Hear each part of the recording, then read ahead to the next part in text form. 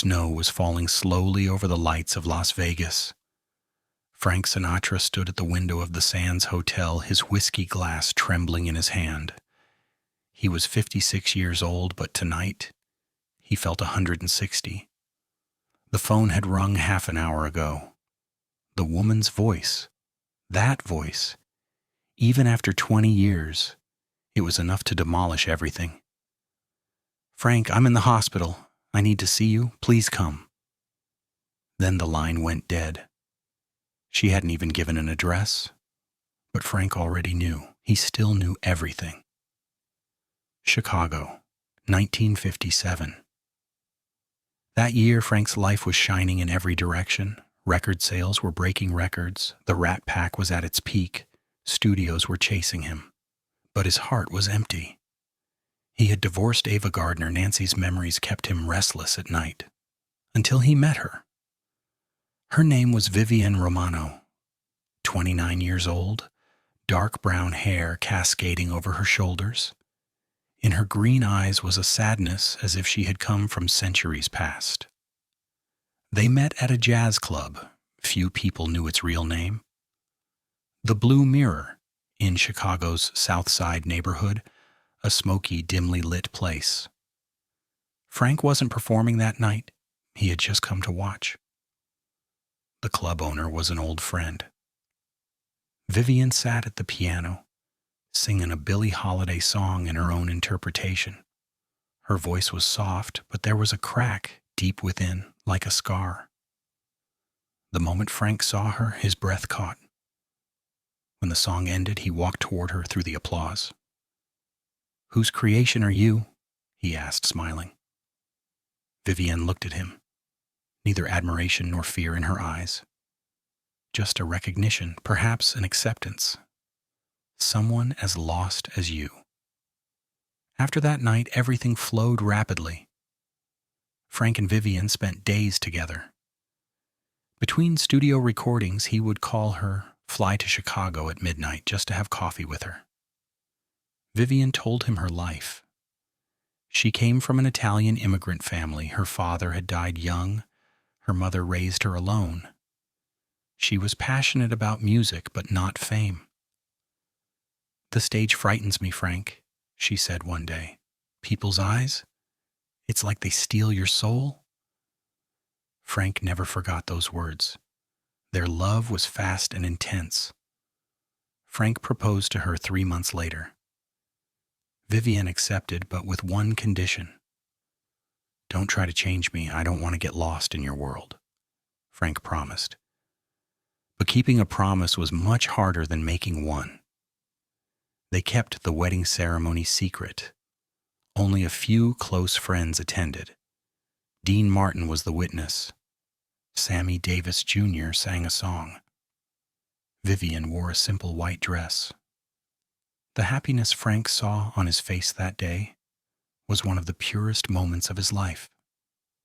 They spent their honeymoon in Lake Tahoe, in the silence of the mountains, away from the noise of the world.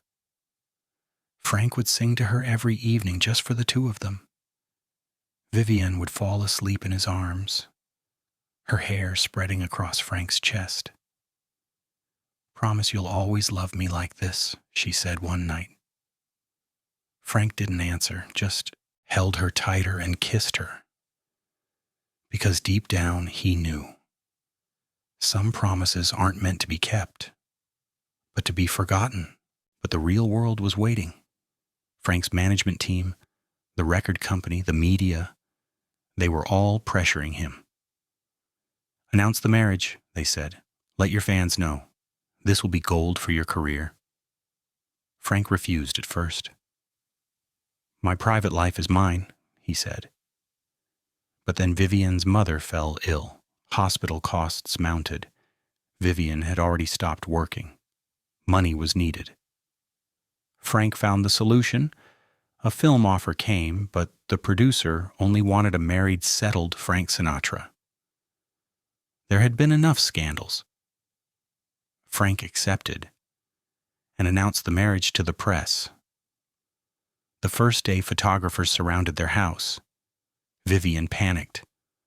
Was this crazy, Frank? Why did you tell them? She shouted. Frank tried to calm her.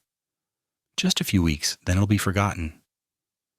But it wasn't forgotten. Every evening the newspapers analyzed Vivian, her clothes, her hair, her past. They researched old boyfriends, made headlines of her family's poverty. Sinatra's mysterious wife. No one knows her, headlines screamed. Vivian withdrew a little more into herself each day. Frank went on tour, 3 months across New York, Los Angeles, Miami. Vivian was left alone at home. Phones rang constantly. Photographers wouldn't leave her alone. When Frank called every night, the vitality in Vivian's voice was diminishing. "Are you okay, amore?" Frank would ask. "I'm fine," Vivian would say, but Frank could hear the lie in her tone. One night, Vivian collapsed. The media pressure, loneliness, Frank's absence, it all came down on her at once. She went to her old club, sat at the piano, and cried. The owner approached. "What's going on, Viv?" Vivian looked up.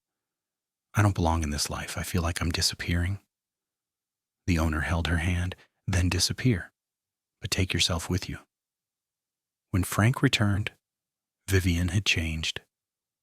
Quieter, more distant. Frank noticed but was afraid to confront it.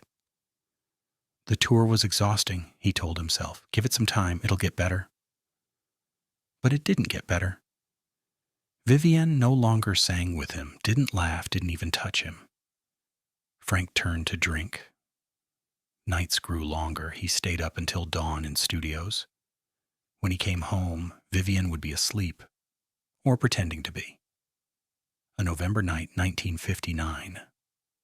Frank had returned tired from recording. The living room was dim. Vivian sat at the table, a letter in front of her. Frank looked at her. "What's that?" Vivian held up the letter. "A doctor's report." Frank's heart raced. "What do you mean?" Vivian fixed her eyes on him, the old sparkle no longer in her green eyes. "I'm pregnant, Frank. 3 months. Frank froze for a moment, then a huge smile appeared on his face. He ran to Vivian, picked her up. "This is wonderful. This is amazing. Why didn't you tell me before?" Vivian didn't smile. "Because," she said slowly, "I'm not sure, Frank. I'm not sure we can raise a child in this world." Frank's smile faded. He gently put Vivian down. "What are you saying? Of course we can. I'll be there. Always."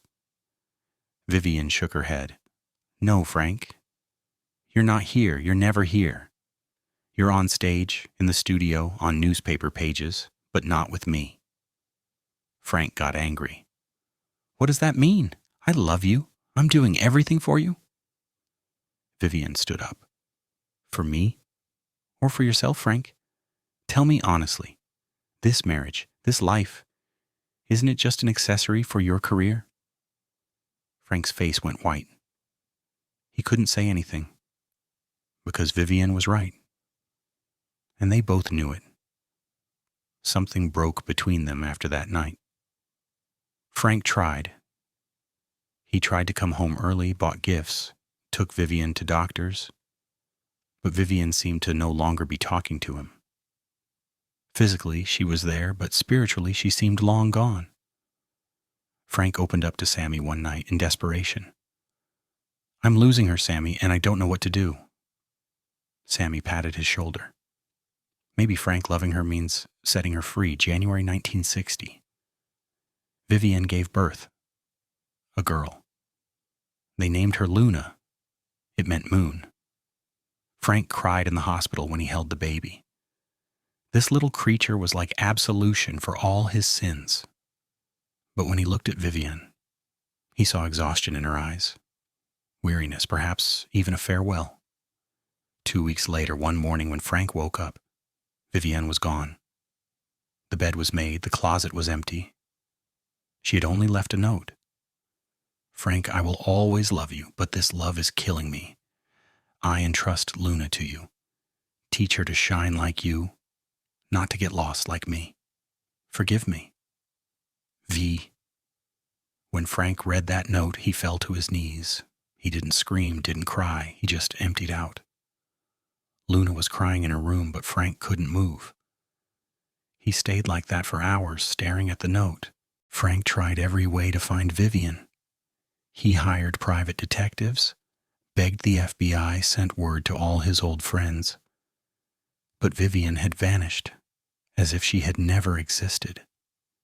Even the Chicago club owner didn't know where she was.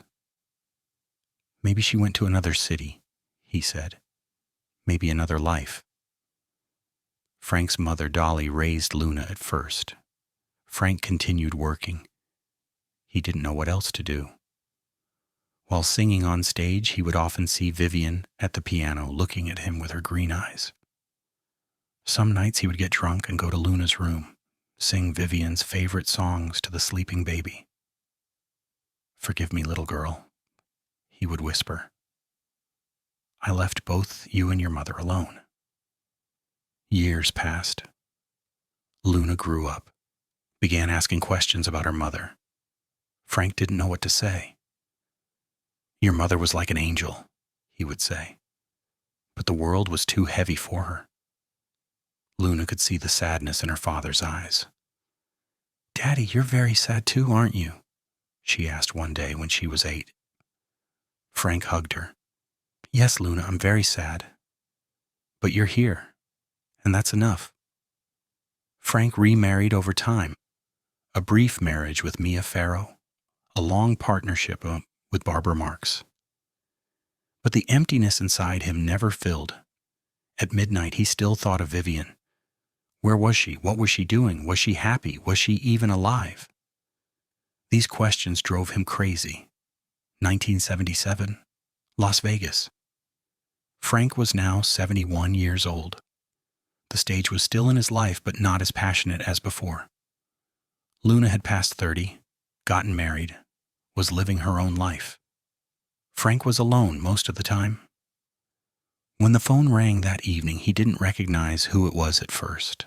The voice was broken, trembling. "Frank, it's Vivian." Frank's world spun. "Vivian, how?" The woman's voice was tearful. "I'm in Chicago. I'm in the hospital. Please come, Frank. We don't have time." Frank flew to Chicago by private jet within 3 hours. It was snowing. The city was silent. The hospital was St. Mary's, the place where Vivian's mother used to be treated. When Frank entered, a nurse directed him. A room on the 3rd floor. When he opened the door, he saw her. Vivian was lying in bed. Her hair had turned white, but her face was still the same. Older, more tired, but the same. Her green eyes lit up when she saw Frank. "You came," she said quietly. Frank approached, held her hand. "Of course I came. I would always find you." Vivian smiled bitterly. "You're 17 years late, Frank." Frank fell to his knees. "Why? Why did you leave? Why did you disappear?" Vivian turned her head. "Because if I stayed, I would die. I was disappearing in your world. Don't you understand? I loved you so much, but that love was consuming me." Frank cried. "Luna needed you. I needed you." Vivian couldn't hold back her tears. "I know. I thought of her every day, but I couldn't be a good mother. I couldn't even cope with myself. I had to leave." Frank asked, "Where were you? What did you do?" Vivian told him. She had gone to Seattle, taught in a small town, built a quiet life. She had never married. She could never love anyone else. "You were always inside me, Frank," she said. "When I heard your voice on the radio, I was somewhere between heartbreak and peace." Frank asked, "So why now? Why are you calling me now?" Vivian swallowed. "Cancer, Frank. Lung. Final stage. Doctors say a few weeks. Before I die. I wanted to apologize. And I wanted to look at you one more time." Frank laid his head on Vivian's hand, tears flowing onto her hand. Vivian stroked his hair. "Don't cry, my love. We loved each other. Maybe at the wrong time, maybe in the wrong way. But we loved. And that's real." Vivian lived 3 more weeks. Frank was there every day. He called Luna, introduced mother and daughter. When Luna hugged her mother, Vivian cried, "You're so beautiful, just like your father's songs." Luna told her she forgave her. Vivian relaxed. The last night's snow was falling again. Vivian's breathing had become difficult. Frank held her hand, singing to her. "Moonlight in Vermont." Vivian's favorite song. Vivian opened her eyes, looked at Frank. "Frank, do you still love me?" Frank kissed her forehead. "I always loved you. I always will." As Vivian took her last breath, there was a smile on her lips. Frank buried her in Chicago. He had engraved on the headstone, "Vivian Romano Sinatra, 1928-1977. She shone like the moon, passed like the night." Frank could no longer sing like before. There was a new weight in his voice, a grief. But Luna supported him. "Dad," she said one day, "Mom forgave you. Maybe you should forgive yourself too." Frank nodded. "Some mistakes are unforgivable, Luna, but some loves are unforgettable." When Frank Sinatra died in 1998, there was a note in his will, "Bury me next to Vivian." But his family didn't comply, because Barbara was still alive. But Luna secretly took a handful from her father's ashes and went to Chicago, scattered them on Vivian's grave. "Now you're together," she said. "Finally.